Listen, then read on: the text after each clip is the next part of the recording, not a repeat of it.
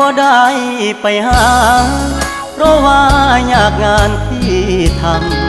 ำบ่ได้ใจดำยังคิดนำตัวน้องคือเก่าบ่ได้เปลี่ยนไปหัวใจอ้ายยังห่วงเจ้าบ่ได้ปล่อยให้เงาเสาร์อาทิตย์ติดงานโอทีได้แต่โทรหาน้องคงจะไม่ว่ากันบ่เคยเปลี่ยนพันสัญญาหักมันคนดีบ่ได้กักมีกิ๊กบ่ได้หลีกสัญญาที่มี